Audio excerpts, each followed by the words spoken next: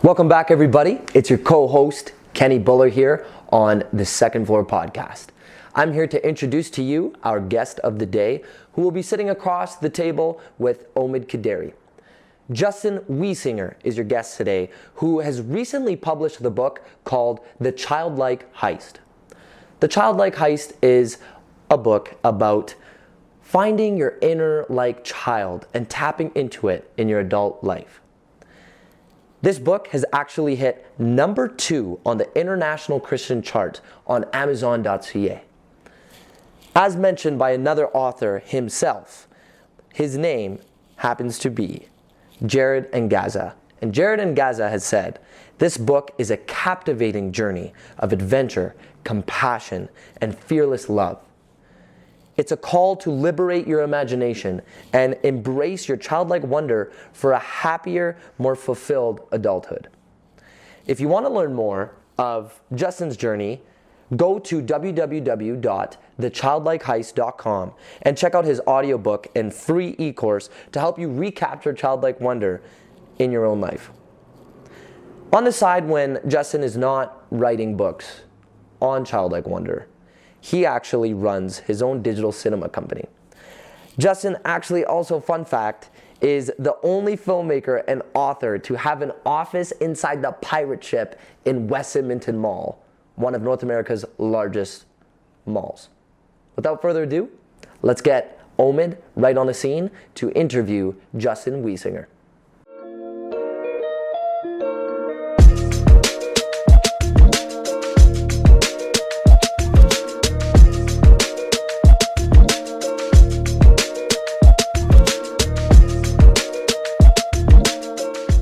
Welcome everybody to the Second Floor.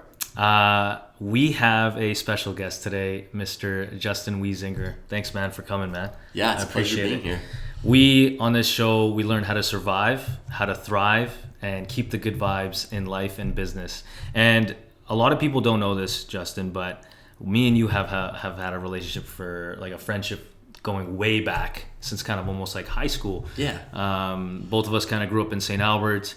And you have done a lot of things in the last like 5 to 10 years. You're a filmmaker, you're an author now, you speak, you do a lot of things, kind of side hustling, kind of doing a lot of creative projects. And me being as a creative as well, and kind of me getting started under you. I remember when I kind of got interested in filmmaking and kind of the creative route while I was in university. Mm-hmm. You took me under your wing a little bit and kind of showed me the ropes, helped me kind of get my feet wet. And it's been sweet. So I want to kind of take it back before we kind of get into the Childlike Heist, kind of what you're doing now. I kind of want to take it back to those days when kind of the high school days and kind of closer to kind of university, when you almost kind of kickstarted your creative, and maybe even back if it goes way back before that. So maybe speak on that a little bit. Yeah, absolutely, man. Yeah, no. High school was a really amazing time for me. And we went to Belrose together, and you were a grade behind me, and we had drama class together, and I don't know if you worked on that one project, the Pale Blue Dot, like that. Oh man, with Brady and that like Mexican guy and stuff. I did. Yeah, it was so funny. I was going through my vault of like childhood trinkets and memories, and I found this DVD and stuff, and I found a link to my old like Dayspring Production YouTube account from like 12 years ago, and I'm like, how did I get like several thousand views on this video? But I found that video. So backstory is, me and Omid and some friends had a final project, and we had to shoot this short film for our Drama 30 project or Drama 20 project.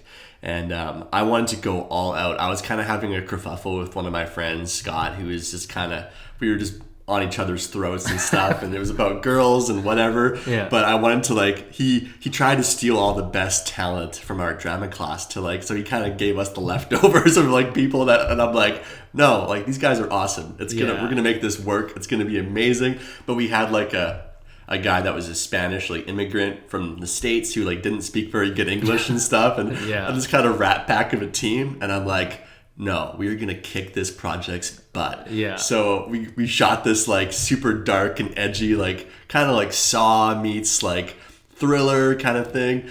And we shot in like the photo studio in the school. So there was the dark room lab area. There's all this, like, we used the lighting from the photo lab, and we just kind of took over the creative wing of the school. We shot in the boiler room. We had like fake blood. We had guns. I actually don't even remember half of this stuff. I don't even remember, but I remember being a part of that project. Totally, yeah. So that was kind of the first projects where I just went all in, and I'm like, man, like creativity is where I want to plant myself in my life. And I just, I think we wrote together a little bit, and so we wrote an original script that was like 12 or 15 pages long. Maybe I can send the link in the link to the podcast so they can watch it. But it's super edgy, like old school. But yeah, like I watched it recently with my girlfriend, and I was like, wow, like there's a lot of like depth and a lot of like care that went into this project, even at a young age, being in grade 12. And I just, I always loved I loved filmmaking as a kid and loved watching movies, watching the special features and stuff. I loved being in like choir and stuff at school. So like anything that was like an ability for me to express myself in a powerful way when my voice is loud through either a microphone or through, a video camera. I just wanted to kind of tackle those kind of projects. So in grade 12, I also got to be one of the class historians for school. So I got to put together the video. So we shot like a cool like 40-minute video recap of the whole year. So I always had a camera with me in grade 12 shooting events and everything. And I guess I just kind of knew that like creativity and filmmaking and art was just something that I was just always into. And I kind of found that like being kind of an enthusiast, I guess is my personality type. If anybody's looked at the Enneagram, it's this cool personality type casting thing. And I'm an enthusiast, which means that like I just love to move from one thing to another and always kind of find my next fix of like, an emotional high or, a high of just travel and excitement, and always want to have fun in the things that I'm doing. So I kind of found that like film and music and writing and speaking are kind of like those creative domains where I can express myself in a really powerful way. And it's always going to be shifting and changing. It's not going to be the same project. It's not going to be the same song. It's not going to be, the same talk. It's always going to be shifting and molding. And, I can always challenge myself in a bigger and better way. So I found that like film and music and stuff like that was just a really challenging outlet for me. And I was in a band as well, kind of transitioning from outside of high school into university. And we were like starting to play lots of shows and getting some like local recognition. We were called Farewell Apollo. And I still like, just really good times. I remember on Halloween one night, and when I was like 20 or 21, we didn't tell like too many people other than like a few Facebook posts about this Halloween show, but we were headlining it, and we had like fake mustaches and stuff, and we were one of those kind of pop punk like breakdown kind of bands. So we had all the chugs on the guitar, nice. And the headbangers and the dancers coming out and stuff. But we just kind of tried to copy the greats that we thought, like bands that we thought were really awesome, and we're like, we're just gonna do what they do, but just in our own flavor and stuff. So so we had this awesome show, and like somehow like 150 kids showed up to this like basement of this church and like packed out this place. Oh wow. And it was just like crazy. All these local like high school kids heard about us, and we're like, how did these kids even hear about us? But I kind of found like, on those kind of projects and stuff and those kind of ambitions, even though the band didn't work out, and one kid started smoking pot that was in our band, and we just kind of didn't jive with that. One guy just got bored of playing lead guitar and singing, so he didn't want to do it anymore, but I wanted to keep doing creative stuff. So I found the biggest next challenge for me was to move from playing bass guitar and doing videos and stuff was to, start my own band or start my own like solo thing. So for a couple of years when I was processing a mental health struggle that I was diagnosed with after high school, I was diagnosed with bipolar disorder. And I think it's really important when people have kind of a transition in life or like a struggle in life, when they're trying to process pain or process like negativity or just, crazy thoughts or emotions and stuff. And a lot of people deal with anxiety, and a lot of people deal with depression and, just struggles, like, having to grind in school and education and that kind of thing. And there's a lot of pressure that parents put on kids too, right? So I just kind of felt like I kind of bottlenecked in a struggle after high school where I ended up getting hospitalized. And, I had a few friends that just didn't understand the context of what was going on, who kind of abandoned me. And but the friends in that band actually didn't, and they, really encouraged me and were really there for me and stuff. But it's just so important as a millennial to have an outlet that's healthy, to produce art or, to work on a car, or, do things that are going to produce, that feeling of like rest and that feeling of peace and like fulfillment in our lives, even when like life might feel like it's spinning a little bit out of control, when there's chaos or worry or, like crisis or student loan debt or things kind of going around that don't, really jive with our ability to thrive. It's so important to have an outlet like writing or blogging or podcasting or, doing sports, like, volleyball thing that you're into. It's so important to have that outlet. And for me, I'm a really intense person. Like, I love to like go hard. If I choose to do something, I'll go at it like 110% until I'm like dying from like exhaustion. I'll just go for it. So like music and film and things like that. I guess I kind of transitioned from after the band broke up. I started helping other artists do music videos. So I was like, well, how can I combine my love for music and writing and stuff, and how can I transcend that to like be still doing video? Because those were two things I didn't want to drop. I love doing that. I love like writing ideas for like music videos and stuff and writing scripts. So during the time of my struggle, I started to like be vocal about the pain that I went through and like the struggle and the car accident that I was in that almost cost me my life. And I found myself in a friend's living room with a few other friends these other guys I didn't really know. And one guy happened to be Paul Woida, who's like a local successful recording artist now. And he was just kind of starting out doing music. He hadn't even played his first show yet. And Paul came alongside me and he heard my story and thought it was like, first of all, I thought it was kind of crazy. He's like, this is like nuts. This kid like almost died and, all this stuff happened. And but something kind of clicked for him, and we went out for coffee a few days later. And I just told him my passion. I'm like, despite all these hard circumstances that have been going on, I just want to change the world. And I want to like, I want to help as many people as I can on their own journeys. And I just want to inspire this generation to do something amazing with their lives. And, to take the broken pieces and the mud that the enemy's thrown at us and that our own, failures have thrown at us over time, and just build a castle and like, laugh at all the times that like we failed and, that we felt like we didn't amount to something, or, and be able to take gratitude in the times that we struggled, and like be able to thrive through the struggle, even despite, circumstances. So I started helping Paul with music videos for his loop covers on YouTube, and they started getting, a couple hundred plays, a couple thousand plays, a couple 100,000 plays. And then we started doing more and more of these things. And then he was able to quit his job and start doing music full time. And he kind of says to this day that I had an integral part of helping him in that journey. So we had a really cool conversation that I actually wrote in the end of the last chapter of my book, where we were both doing music kind of when we started at the same time. I was kind of pursuing my solo stuff. He was starting out, and we'd play some shows together. So I booked us an out-of-town show in Fort McMurray with a cousin's church. It was a grad, a grad send-off thing, and it was a party. So we were playing some music together. Then we had our own sets. And on the way there, he was just like, man, like, I just don't know if I have what it takes to do this, music career thing full time. Like, I don't know if I have like the, the determination, or like, I don't know if I believe in myself enough to actually do this. And I was like, man, like in that moment, something just clicked for me. And I'm like, you know what? Like, just borrow my belief, Paul, like borrow my belief in your dreams, because like, even if you don't have enough strength to believe in yourself, just know that there's somebody out there who's got your back, who believes for you, who believes enough for both of us.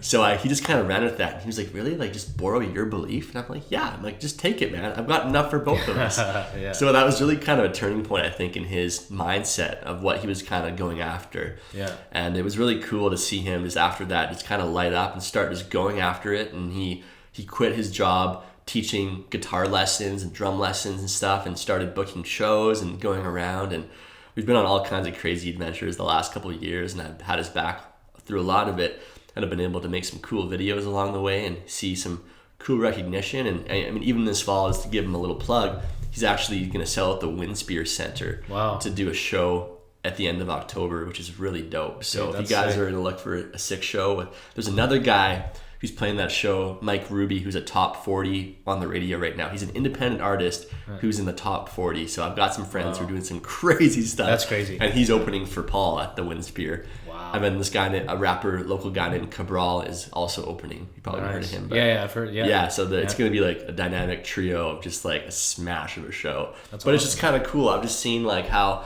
I think the vision for where I saw Paul going, the vision for what I'll just rephrase that. I think the vision for like what I saw Paul doing with his music and stuff was already like clear in my mind. Yeah. I just had to like excite him enough and encourage him enough to like actually, go after it himself. Because I saw the end game. I'm like, man, like Paul's gonna sell out, arenas. He's gonna sell Winsphere centers all over and stuff. He just has to like believe enough to actually like, put the deposit down to like get the venue and to start like, being vocal about his ambitions. Because I think a lot of people struggle and think that like, they have a big dream they want to pursue, but they're not like willing. They think that it's dumb to like share about it and talk about it and be vocal about it. Yeah.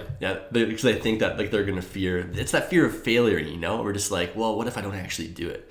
But I think a lot of the time, like my book, I talked a lot, early on. You probably saw some of my posts about, I'm first draft into my book and I'm gonna do this thing and stuff. And I was posting little photos and stuff, like finished the last chapter. And through the process, it kind of kept me accountable to what I was going after.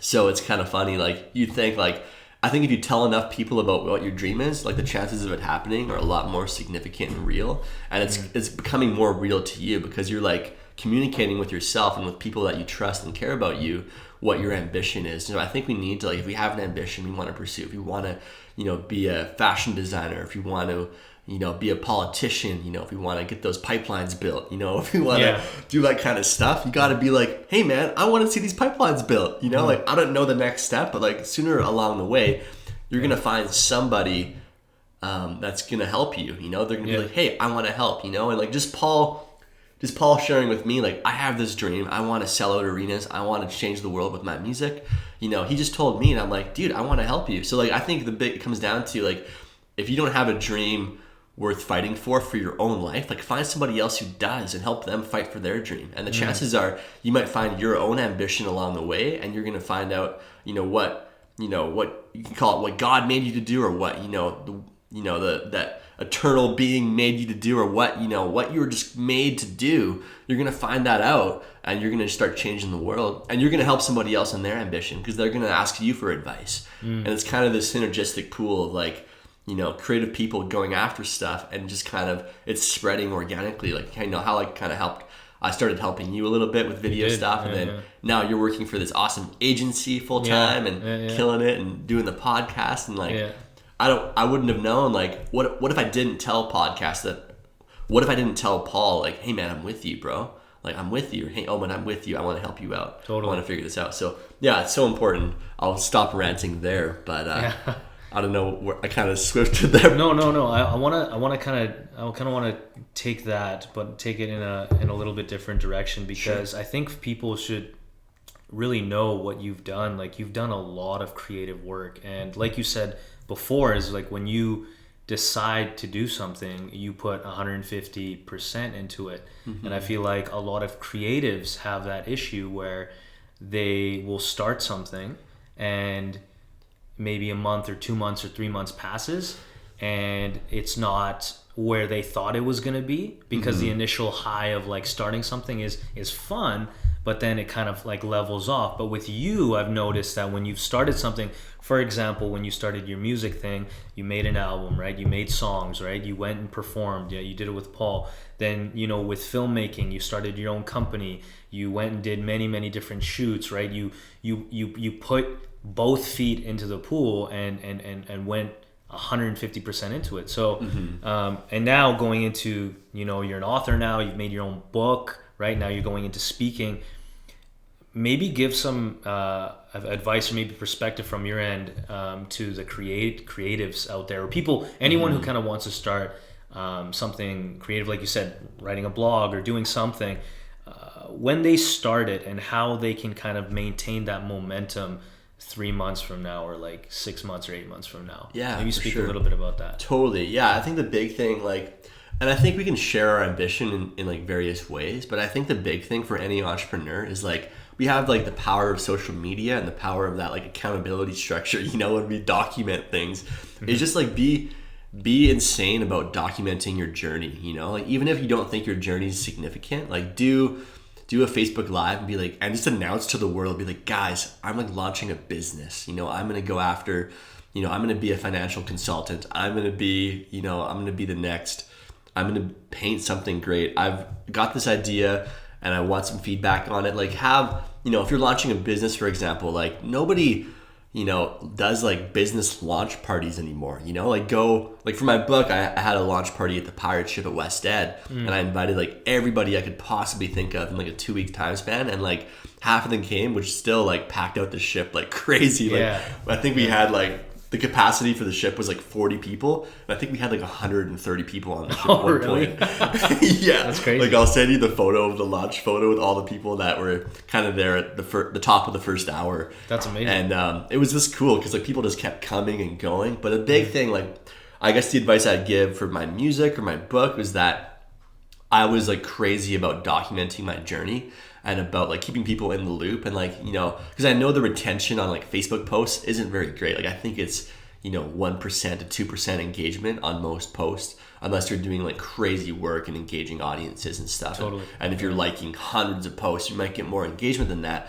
But I think really realizing that like you need to step up as a leader, because like creatives in our field, whether you're authors or bloggers or speakers or painters or videographers or whatever, business owners, like I think the world expects great things of us because we have the ability, we have a vision, and we have to go after it as being a leader. So, and leaders are learners too. So, you learn and copy the greats. A great book for anybody to check out. One of my mentors personally who endorsed my book, his name is Jeff Goins, and he wrote a book called Real Artists Don't Starve, and it's all about breaking down that mentality and that mindset of like the starving artist, like I'm going to be, if I go after my dream, and drop out of school and be an artist, I'm going to always like be suffering and be in poverty and stuff. So it's kind of breaking down the mentality and creating the new paradigm of like, the thriving artist thinks like this, like the thriving artist copies the greats and makes it their own,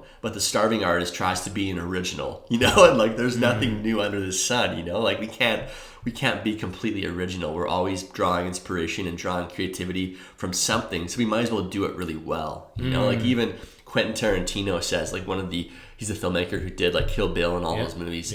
He says that like, if you're not copying like the greats, if you're not copying and like, reproducing what's already been done, then you're like kind of a fraud, or you're not really like, you're not really a great artist. You're actually just like an amateur, An amateur is somebody who loves what they do, but like being a professional is like, professionally like ripping off people's work, not ripping it off, but like seeing like this was well done before. Like Led Zeppelin copied the blues, the blues musicians from like the 1950s and stuff, in the 40s or whatever, and they just like legit ripped off licks and ripped off like different chord progressions and stuff of those bands because they were well known and popular. But then their first album sold like how many million copies because it was something that was already done before, but just had its own flavor to it. Like it wasn't the same thing, but it was an updated version of what's already been done. Got you. So therefore they like copied the greats and found success because they were just taking what was been done and adding to it. So like don't feel that like your idea has to be like the most original thing ever. It could just be building on something that's already been good but wasn't great, Maybe it was great but it wasn't like amazing, or it wasn't done in your language or in your culture before or whatever, right? So maybe there's a way that like you can document first what your ambition is, what you're planning to do. Tell everybody about it, and like in those baby steps, like maybe do a little update on, like do a Facebook post or a little update on Instagram. Like Instagram stories is great because you don't have to like upload anything. You just film it and it's there. And if you don't like what you posted, it's gone in 24 hours anyways, right? So just do that and get comfortable in front of the camera, get comfortable in front of a microphone, get comfortable in front of people, and just put yourself out there and look for a mentor, somebody who's done what you want to do or in a similar area. Yeah, so how crucial is that? It's so crucial. It's so crucial. Like finding a mentor. I guess like I didn't have a mentor for music because I knew I didn't want to be like a performing artist like as a career necessarily, like maybe someday, but that's not like what my focus was. I just loved writing, and I found that like songwriting and lyric writing and like communicating ideas through words was my big strength, and I had to capitalize on that. And I remember even Paul comes up to me and he's like, dude, your lyrics are like crazy, like they're so good. And like my music wasn't great, like I wasn't great at guitar. I wasn't amazing at singing. I mean, actually, I just posted this morning. I have like a Johnny Cash voice, so I can literally like mimic any Johnny Cash song like with like 90% accuracy. Yeah. So maybe I should just be in Vegas and being a Johnny Cash cover band. Yeah. But the importance of having a mentor, like, or having a close friend who's like killing it, right? Like, for example, like Paul, you know, has been a mentor to me a little bit, but we've kind of just been in this friendship where we're just giving and taking and giving and giving, and this kind of back and forth. Got you, right? So it's good to have like those friends who are pursuing like great things. They don't have to be pursuing the same thing, but having friends that are also like hustling after stuff. Like you're hustling after, you know, your podcast and your video production. So I have a friend who is helping this artist, Mike Ruby, named Anthony, who is a artist manager. He manages Martin Kerr in the town, in city. He manages Martin Kerr here in town, as well as this Mike Ruby fellow from Toronto. And he's just killing it, like traveling and writing hundreds of emails a day, being an artist manager and just figuring out what that looks like, right? With the hope that one day it's going to pay off in dividends, you know, for all of his hard work. Totally. And just having those friends who you meet with regularly, who you can like stay accountable to what your dream is and what you're working on. Because I find like if you have friends that just like, or like, how's it going, man? And like, you know, you're just like, oh, good. And that's all you're talking about. Like, you're talking about what movies are in theaters, what you're watching on Netflix and stuff. And if you haven't seen Stranger Things 3, I'd recommend it. But, like, don't binge watch shows on Netflix. But, like, that's my one guilty pleasure. But, the big thing is, like, having mentors, you know, having somebody you look up to. You don't have to, like, say, if you look up to, you know, Michael Bay and you love Transformers movies, you're probably not going to be able to be like directly mentored by him, but you can devour all of the content that he's put out. You know, you can go to like, you know, somebody's YouTube channel and devour all of their information. There's so many good tutorial sites for video. So like find, you know, first of all, do your best to find all the free stuff that's online. You know, that's going to help you in your quest, you know, finding that free stuff. And then if you haven't found, like, if it hasn't clicked for you there, there's great resources, you know, lots of teachable courses on what you want to do in video or in art, in like film editing or writing or whatever. Like I first checked out a Jeff Goins writing course, and then I wanted to be mentored by him, right? So I started like tagging him in Instagram posts, and I'd be like, oh, this is a great quote from Jeff Goins, and I'd tag him in it. Nice. And he started hearting it and stuff on Instagram. Nice. And then after a few weeks or months, he actually messaged me on Instagram. What? And he's like, hey, dude, what are you doing in January? And I'm like, oh, dude, like, I don't know, like, I'm free. Yeah. And always say you're free. Like, if one of your wannabe mentors reaches out to you, just say you're free and go figure it out. You know, if it costs too much, just, you know, have your friends fund you to go or whatever. So like he invited me to a 2-day writing intensive workshop. It was more of like a boot camp for best-selling authors and stuff, and or to write a bestseller. It was in Nashville in this past January. So I went to that, and I didn't have the money to go. So a few friends pitched in some money to see me go to it, which was dope. But like, it comes back to sharing your ambition. Be like, guys, I had this crazy opportunity and I really want to go, but I can't afford to go. So like, chances are there's people in your sphere that want to help you run that, you know, that want to help you launch that business. Maybe you can start a limited partnership with somebody, and they'll front you some cash to start your project, to start your startup or whatever, right? And I just find like the resources are limitless, guys. Like the resources are out there to do everything that you want to do. It's just a matter of like being vocal about it. And so few people are actually, you know, consciously vocal about their ambitions and about what they're working on. It's just kind of like, and we wonder why we feel so isolated and so alone. But the real reality is that like we're not telling people, we're not sharing. People want to engage your story. That's the real reason that social media exists, is like telling a good story and having people engage with it, right? That's why it's so addicting. You'd be like, what's so-and-so up to? What are they doing? Oh, they're getting engaged. Oh, they're on a date. Oh, they're like, you know, they bought a new shirt. Oh, they're binge watching Netflix. You know, like we know so much about people, but we want to know their stories, right? We don't want to just know information.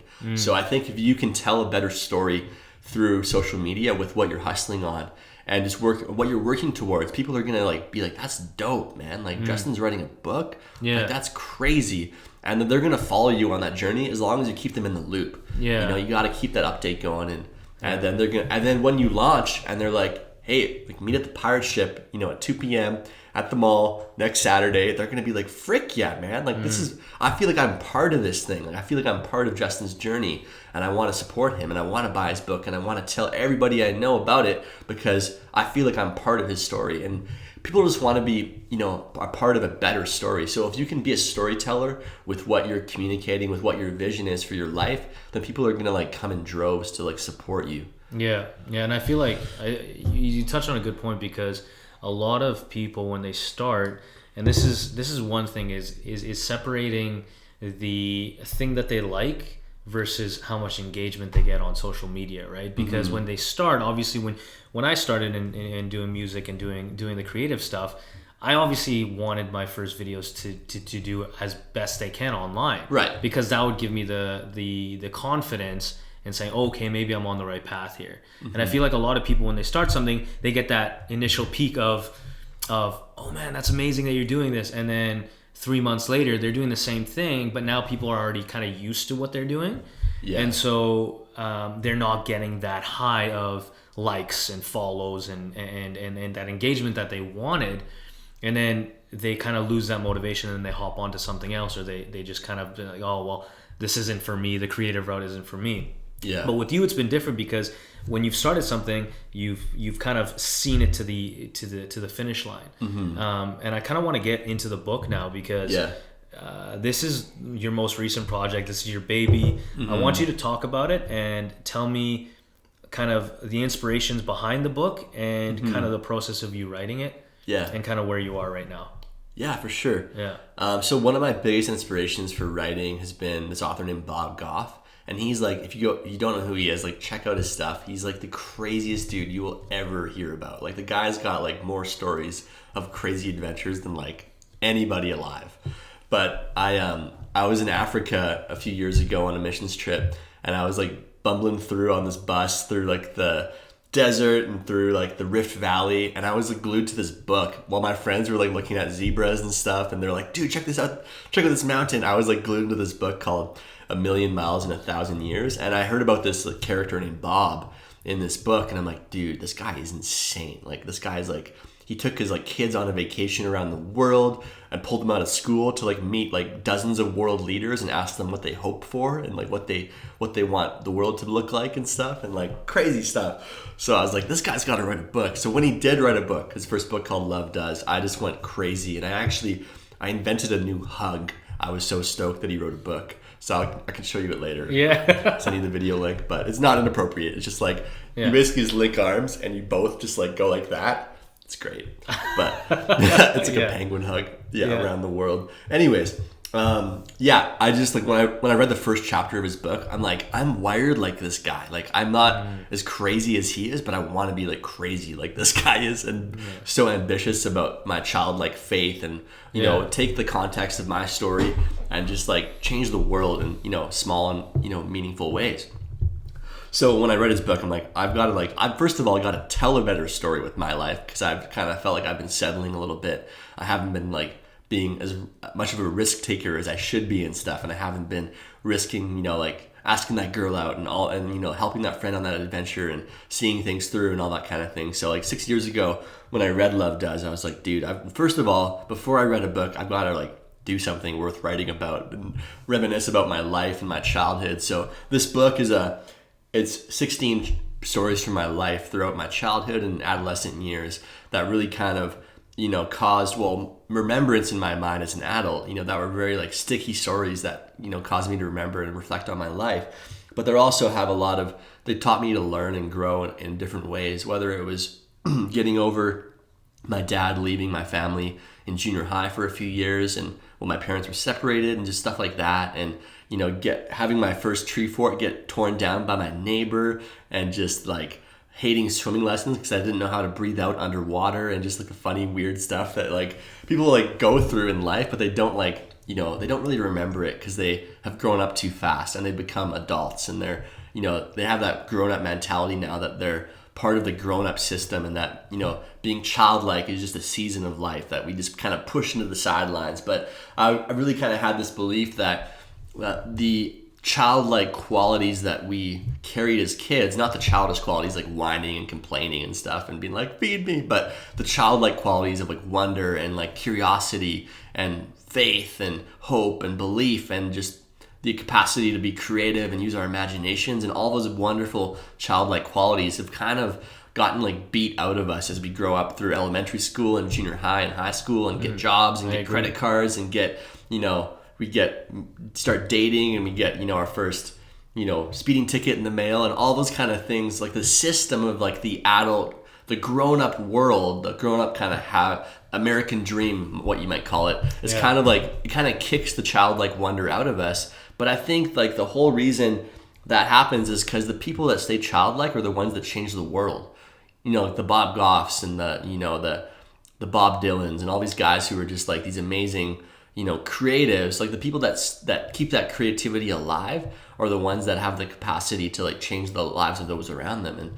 And there's this cool quote by Bernard Shaw, I believe, who says that we don't grow older because, how does it go? I'm trying to think. I was reading it with Jared in the office a little while ago. We don't grow older because we stop. I'll have to pause for a second. We stop playing because we grow older. Oh, yeah. So this quote by Bernard Shaw says, we don't stop playing because we grow older. We grow older because we stop playing. And that capacity just to have playfulness in our lives. So I went through all the moments in my life growing up that caused me to kind of lose sight of that childlike wonder and stuff. And I had kind of that choice to make, where am I going to like kind of live in bitterness or live in resentment or live in fear or live in rejection and stuff like that? Or am I going to like move on from it? So I kind of felt like it was a healing, kind of a spiritual healing for me, where I had a few weeks, a lull in my business when I didn't have any video projects coming up a few years ago in 2017 in January. And I just like felt like I was like, I'm just going to like write down everything I ever remember from my childhood and just see like what sticks and why does it stick? Why does it resonate with me? And maybe it'll resonate with friends and family too. So I wrote down like every story that I could ever think of in like vivid detail from my childhood. And then I'm like, these are kind of funny stories and stuff. And I wrote it kind of from a kid's perspective in a fun way. And then I had all this revelation and kind of wisdom upon those stories and kind of like the lessons that I've learned now looking back. Because I think we can get so caught up in, just looking, to the future and being future oriented, and that causes a lot of worry and anxiety, right?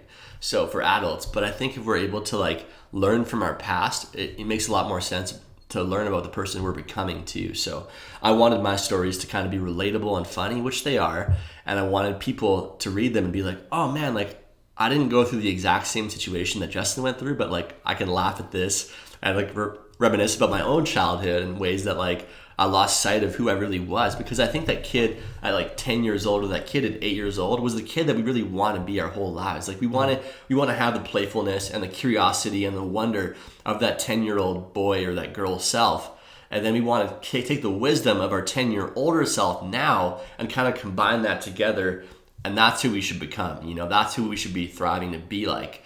But I think we're too busy trying to be like everybody else. We're trying to resemble other grown-ups. But like, what if we were never meant to grow up in the common sense? Like, yes, we're meant to grow older and we're meant to become adults and have gray hair and have like armpit hair and like get, our shoe sizes go bigger. We have to pay taxes and stuff. But like, what if the big crock of being a grown-up and like, shooting after our retirement and like having that as our main focus? Like, what if we're missing out on the treasure and the beauty and wonder of being a creative person with like an imagination? Like the imagination is like the most amazing mental faculty, and like we lost sight of so much of that as a species, and like I think we let Hollywood and a lot of those Netflix things and music like do the imagining for us, and we're not like actually thinking about like what we want out of life. We're not even thinking at all. We're just kind of like living in this limbo state of being a grown-up zombie, so it's kind of like I want to take people back to those moments where they imagined what they wanted their life to look like. When they wanted to be a kid, they're like, I want to be a fireman when I grow up. I want to be a dancer. I want to be an astronaut. And maybe they still want to do those things, But like the thing is, I think the lie that kids believe that adults impose on them is like, when I grow up, I'm going to do this. But the reality is, when you grow up, you're not going to do that crap at all, because the very notion of growing up is like laying aside your childlike dreams and ambitions. So it's kind of like when I was a kid, my parents got me this old MacBook, this Mac computer, this giant desktop like box, like Macintosh with like Netscape Navigator and all that, ClarisWorks and all that stuff. Yeah. And I remember reading, I read tons of books when I was a kid, and that was kind of my main thing, was just reading tons of novels and books. And there's this great summer reading game at my school, and at the local library. You probably checked that out a few times in the summer. But like they'd give you points, and you get to do this little game if you read books. So I'd go through the game like 3 times in one summer, just to like go to every single station. Yeah, I actually remember that. Yeah, the St. Albert Library. St. Albert Library. Yeah. So I just loved reading, and reading kind of took me to another world where I didn't have to experience pain and the hardships of my mom being like bedridden most of my childhood and my parents fighting and stuff, right? So, and then when I was a kid, I started writing on this computer, and I'm like, hey, well, this guy wrote a book, like C.S. Lewis wrote Narnia. I can write my own fantasy series and kill it and stuff. So I started writing when I was like 5, just like hundreds and dozens of pages. And I don't know what happened to my Elgon's Adventure series, but it's somewhere. I printed it off, and it's somewhere in some storage cabinet. But the ambition that I had as a kid is I wanted to be an author. I was like, I want to do this thing. So I guess for me to like reminisce about my childhood and see like, what was I like? What were those pieces of like remembrance that I've got to get back to? Like, what were those things, those ambitions that I had as a kid that maybe I can still have time to like pursue now? So that it was kind of synergistic, where I was writing down stuff that I learned, and then I'm like, oh yeah, the story about being creative, wanting to be an author. I'm like, well, I should just write a book. I should just go after that, and maybe I'll just make this my book. Maybe I'll just tell a bunch of crazy stories and then have really practical life lessons and stuff for people to engage their childlike faith again and their childlike wonder again. So the whole catchline is recapturing childlike wonder in a crazy, messed up adult world. And that was kind of it. And the first thing I did was share my ambition. So my friend Laura was just a close friend of mine from church I was getting to know.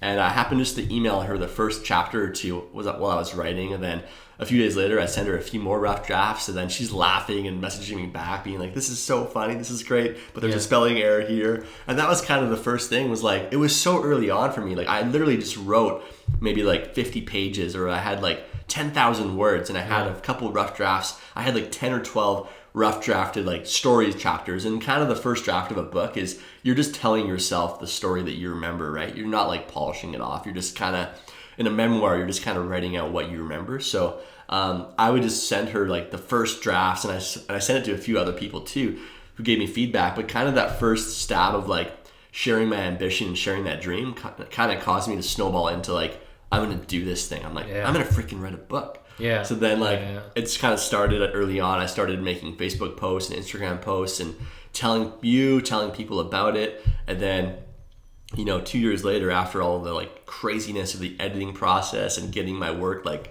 torn apart and built back together and stuff, and going through 2 editors, and the first one doing not a very good job, and the second one kicking my butt to do a really good job.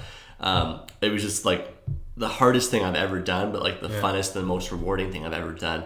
And having friends encouraging me along the way was just like amazing. So that's awesome, man. I really, everything you just said there, I really resonate with, because especially the whole thing of keeping like your childlike dreams alive, because honestly, the things that I've done since when I was 15 years old, I kind of carry that today.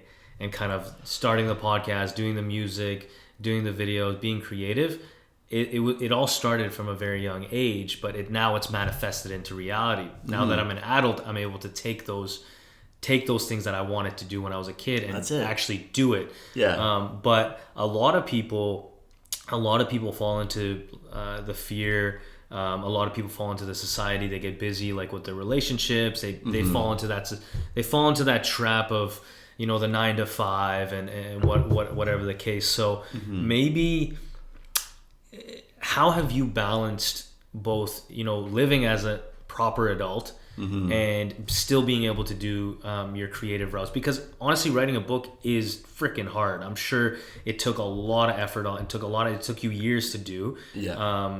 a lot of rough, like you said, a lot of rough drafts, a lot of getting it torn apart, putting it back together. Yeah. And I understand that from other industries, like, you know, being in the video industry, trying to make it in the video industry, especially here in Edmonton, is very difficult. It's very competitive. There's not really much opportunities such as like bigger cities.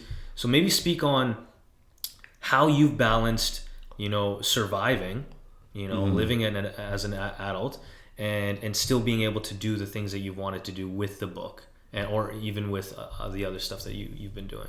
Yeah, for sure. Yeah. So during the process of writing my book, I dialed back my video company, Intrinsic Media, like a little bit, and I had a full-time editor who was helping me a lot. So I would just, like, a lot of the time, my focus was working on the book. So I'm like, I'm going to get this done. I don't know if it's going to be profitable or not, but I'm like, I just need to, like, hustle on this thing. So my friend that I was working with me at the time, I would just delegate lots of the editing to him. So I really kind of, you know, if you've got an ambition that you're going after and you have the ability to delegate some of the work away, like if you've got your own company or something, then, you know, find a VA assistant, virtual assistant, you know, find somebody who can help you writing emails or, you know, with budgeting or bookkeeping and stuff, and just kind of delegate away all the stuff that normally just eats up time that, like, you don't need to be doing, and just be willing to pay somebody a little bit extra to, like, do that. Yeah. Or if you're like, you know, or if your full-time job is, like, just, you know, tiring you out. Like, I was in construction for a while when I was before I was transitioning back into video, and while I was in film school, I was, like, doing construction and stuff and doing plumbing, and at the time I was sharing my ambition with all the guys on site, and they're like, "Why are you here? Like, why are you doing plumbing? What are you doing here? You're not one of us." Yeah, kind of thing. Yeah. So so what I'd recommend is, like, you know, there's so many jobs out there, but, like, even stuff that you can, like, do online and learning skills and stuff, or, like, even, like, having a side hustle, like, you know, network marketing or something that you can make some part-time income that can help fill the need of having, like, a full-time job. Because what I did, I got a contract for a job at a church in Edmonton doing their video production for 25 hours a week. So I've been doing that for 2 years, and it was great timing for me because I was looking for extra income while I was writing my book, and I wanted to scale back my company for a while. So then I wanted just more free time to work on my book. So I took on the church job, which was pretty flexible. I could make kind of my own hours, and it was only 25 hours a week, and I could survive on that money too. While in the meantime, I could put a lot of extra time into my book, and say if I had a break at work and I had, like, a lull, I could be like, hey, well, I'm dedicating this hour at lunch to working on this project when I'm, like, you know, when I'm feeling like, when I get, like, an inspiration mode, I can just jump into it. Because, like, having a job like construction, you can't just stop what you're doing and, like, be like, I'm just gonna write for half an hour. You know? You're just gonna get, like, beat up. Totally. It's just kind of having, you know, I was blessed to be able to have a creative role where I have, like, a little bit of creative freedom, and I could just kind of manage my own schedule. So having that flexibility, like, maybe there's a waitering job out there that pays pretty good, but it's only gonna eat up 15 or 20 hours a week, and the tips will kind of make up for the full-time job that you had. So maybe, you know, just kind of some flexibility, and find a job that maybe isn't full-time, like maybe 32 hours a week, maybe 20 hours a week, and then figure out what you can do. You know, if you're a creative, like maybe that creative job that you work on doing video or doing music, maybe you have those 2 gigs a week where it kind of fills in the blanks for you. You're not having to work a full-time job, but, like, you have a bit of, like, I need variety in my life. You know, I can't just, you know, be doing one thing. I can't just be doing video or writing all day long. I need to mix it up. So I'll try to do, you know, like 6 or 8 hours of video some days, like 2 days a week, and then I'll do, you know, blogging twice a week. I'll be doing, you know, I'll be on 2 podcast shows a week. I just like having that balance, and having that, you know, that variety is so important to me, and I think it's healthy for most people. It's kind of like when you're a kid, play looked a lot like, you know, you call up your friend Troy, you hang out for 3 hours, you trade Pokemon cards. Okay, peace out, bro. I'm gonna have dinner, and then I'm gonna, like, read for an hour. I'm gonna play some video games. I'm gonna mix it up. Like, I think the unhealthy method, like the ADHD of what, like, grown-ups say it is, isn't what it is. Like, I think kids, and, like, the childlike mind, which is what we should really attribute to, and what we should try to be like, is more engaged in, like, flexibility, and is not so limited by, like, the 8-hour clock. You know, I think the 8-hour clock, the 8-hour 40 work day is kind of a curse. You know, it's kind of like, it's not something I, like, love. So I just found a way that, like, you know, I found a part-time job that, you know, filled that a little bit of a need for creativity in my life, and, you know, had some cool people I got to work with, and then I made my side hustle, my video company, just kind of fill in the blanks for the extra income I wanted to, have to save or to, pay extra bills and stuff. But, I think it's possible to find a part-time job that can pay for your, can cover your living costs and expenses. For those who aren't creative, how important it is to be creative. Yeah. If they want, I know there's somebody out there, especially in our audience, who's an accountant or who does some sort of job, some sort of corporate job, and they hate their life, and they want a creative outlet, or they want some sort of outlet that they can start on their own, and they don't know what to do. So if you were them, or what kind of advice would you give someone like that who wants to start something, they can't leave their job, they don't know the direction of what they want to start, they don't know if they want to start a blog or a business or a book or whatnot. What would you say to a person like that? Yeah, for sure.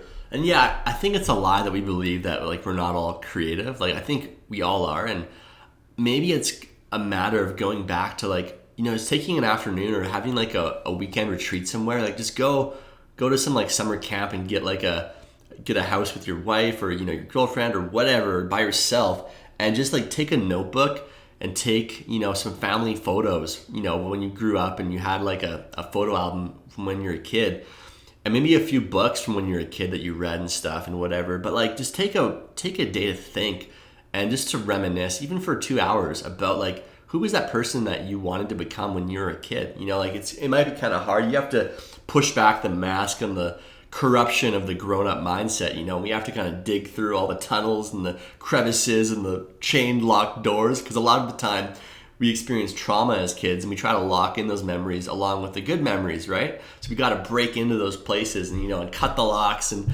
so like take that time you need, like take an afternoon and be like, like I think a lot of people don't just like take time to think. We don't take time to like, we think we're thinking, but we're actually just like worrying, and we're misusing our imagination. And to say we don't have an imagination is like a fallacy, because we all use our imagination for the wrong ends a lot of the time. Like we're misusing it, and fear and worry is like the greatest misuse of our imaginations. So I like, just take some time to reflect, and maybe even going to a professional counselor, not because you need help, but because like we all need help in some capacity, but like finding somebody, like if you don't have a friend that you can talk to or somebody you can connect with, like make an intentional time to be intentional with you, and like take some like me time and like reminisce, like go to a counselor just for the sake of having somebody who's going to listen and not judge you, right? Because your wife or your girlfriend or boyfriend or your kids or whatever, your roommate, they might kind of judge you and like prejudge you, be like, man, you're an accountant, that's all you can ever do, But if you find somebody who's unbiased, who's like a professional counselor or something, like just like maybe you've got coverage, like spend $100 on the session, it might change your life. Like just spend 2 hours with somebody who cares about you, who wants to like hear your story. And maybe you can just find a friend who you can trust and be like, hey man, can I just like tell you about my childhood? Because like I had some messed up stuff happen to me, and I want to just process through that, because I think a lot of the time our greatest dream or our greatest ambition as a kid comes in line with like our greatest fear or our greatest, abuse or tragedy or whatever. Like there's like that scar, that wound we all have as a kid that like never got to heal. So like find somebody, get help. And like the big thing too is be insanely curious. Like kids are so curious about the world, about the bugs behind the rock and all that kind of stuff. And adults just aren't that curious. Like we think we're being curious when we're scrolling, social media, but we're actually just trying to waste time and like burn time. And it's kind of almost like it's like in a response, it's just like we're scrolling. We're not actually thinking or like processing information. Totally. We're just like, we have a habit to like look at the screen and scroll stuff and not use our brains. So I think what we need to do is like be curious about like creativity, be curious about Bitcoin, or I'm curious about Bitcoin. I don't know. Just like find interesting things and concepts and things that you want to look into, like lots of books. Go to the library. Like when is the last time anybody's gone to the local library? Like get a library card. And even if you don't like reading, like you'll find something that you'll like reading about and like learning about. And it might take you a few days, but like I think the big thing is like we don't make enough time to like love ourselves and to like make time for us. I guess it sounds so selfish, like I need some me time, but like, you know, for this wouldn't happen if I didn't have some me time, and I needed 2 weeks, you know, like I needed a lot of me time to write a book. But like, you know, it depends what you want to do. Like if you want to think up or dream up something special, you might need a couple hours or a couple days to do it. So like, just take a break from being a grown-up, you know, like maybe you can just, you know, take a vacation day, take a sick day, tell your boss you need a me day, like a mental health day. And one of the healthiest things we can do is just like reflect, you know, like look on your life, be like, what have I done so far? Like I think a lot of the time we're so hard on ourselves and we feel like we haven't done anything. We were just like I'm so hard on myself. Like I'll be on a plane and whenever I'm flying like somewhere, I'm just like, I'll write down a list of all the things I've done this year or the last 5 years. And I'm like, holy crap, I've done a lot. Yeah. You know, like like when you said that earlier on in the show, I was like, I haven't really done anything. But like as we start talking, so it's like, you know, find a friend like Omid. If you don't know Omid, call him up. You know, call me up anytime. You know, guys. Talk about your life, and like chances are there'll be little signposts of things that'll kind of pop into your head, and you need to write those things down. Be like, oh, like I talked about, when I was in high school, I actually, you know, volunteered with this club in photography, and I actually kind of like photography. Well, I mean, maybe I should tell a friend like, hey, I want to get back into photography. Like, where do I get a camera? Well, YouTube it, dummy. You know, like, oh, really? So stuff like that is just like, we need to be curious about the right stuff. Like, you know, turn off your phone. Like, I bet you for that hour and a half that we spend like on our phone in a day, we could spend an extra 10 minutes in the morning, like being quiet, and, you know, practicing stillness. I try to like avoid, and I'm still learning, like to like take off not be on my phone first thing in the morning.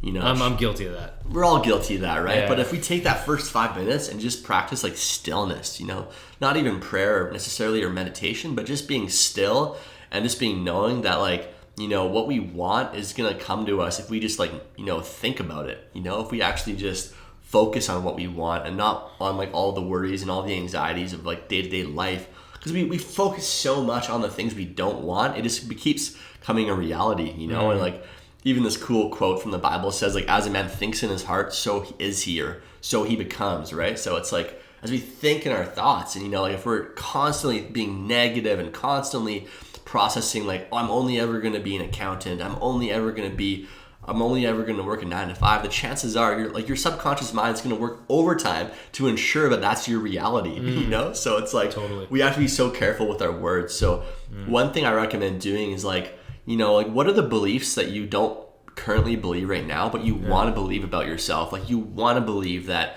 you've got the ability to be, you know, a best-selling author. You've got the ability inside of you. It's all in there, but like it has to get drawn out. So one of the things I started doing, which I highly recommend, is I started doing affirmations, but not in like a way of like just reading it out, but I did an audio recording of my own voice, and I wrote down like all these things, you know, like in an easy and relaxed manner, in a healthy and a positive way. You know, I'm now succeeding in my business and stuff, and like my life is full of rich, loving relationships, romance, and exciting adventures and stuff like that. Just things that I actually want, but I don't have yet, you know? I'm like, these are things that I'm after, but I don't have these things yet. And it's okay. It's okay to want things you don't currently have. Like, what do kids do? They're like, Daddy, I want a new bike. And they just trust that their dad's going to get them the bike. They don't know how it's going to happen. They don't have the money for it, but like somehow that bike, you know, they imagine it, they're vocal about it, and then they get it. It's crazy. Like, it's weird. But like, why have adults and grown-ups,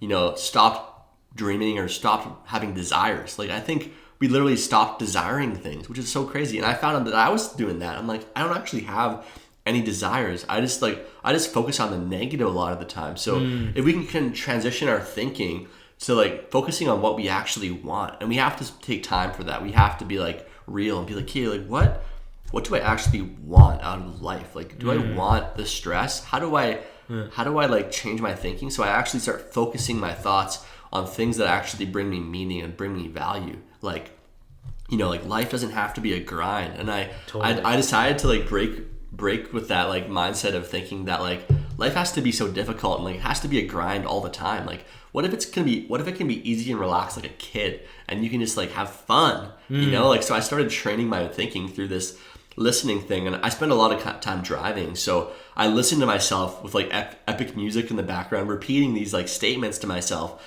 in an affirmation. And like, after weeks and like hours of doing this thing, I think I'm slowly kind of shifting my thinking and my awareness about what I actually want my beliefs to become, because it's like, we don't see the world as it is. We see the world as we are, So a lot of the time we have to change, who we are. We have to change our beliefs. And then suddenly the world around us starts changing. So yeah, one of the challenges I would say is just, be real about what you actually want and write it down and be vocal about it to yourself, most importantly. And make it like, affirm yourself. Like, we're so hard on ourselves as adults and grown-ups. We need to be like, give yourself a break, like you're actually doing better than you think. And things are only going to get better day by day. So just start like being like real, man. Like, maybe you have to look to a book of wisdom like the Bible for like some of that terminology for like an affirmation, or look to guys like Bob Proctor who, kill it with like the mental game and stuff. And like, just find those mentors who can help you put the words to what you're trying to say, and then like be vocal about it to yourself too, because that really goes a long way. No, that's awesome, man. No, I totally agree with everything you're saying. I think a lot of people don't do that. A lot of people don't take that time because we're so on the go all the time. So that's a very good piece of advice. Just take that time to just sit and do nothing for 15 minutes or 20 minutes, or grab a notebook and just go somewhere and just be by yourself. Have coffee with yourself. Coffee with yourself. Find a really close friend that you can share ideas with and see what that turns into. And then, everything that you said was amazing. I think a lot of people will take value in what you just said, because we don't do those things, and we tend to think we don't have time. We don't have time. We're always on the go. So, no, that's great. Justin, where can people find you, and where can people find the book if they want to get a hold of it? Yeah, for sure. So it's on Amazon Prime in Canada, US, and all over. So if they go to thechildlikeheist.ca or .com, they can find my main site and then click the link to buy it. It's on hard copy, Kindle. It'll be on Audible in like a few weeks, probably a week or so. And then they can go to follow me on Instagram. My tag is at Justin2Writing. And then my website for my blog is also Justin2Writing.com. And you can search me out on Facebook. I've got a author Facebook page. It's Justin Weisinger. I think it's Facebook/Justin2Writing is my Facebook page too. So awesome. We'll have all of that in the links in the descriptions below. Cool. Justin, man, thank you. Thanks, bro. I appreciate you coming on the second floor. It's been awesome. Cheers. Cheers.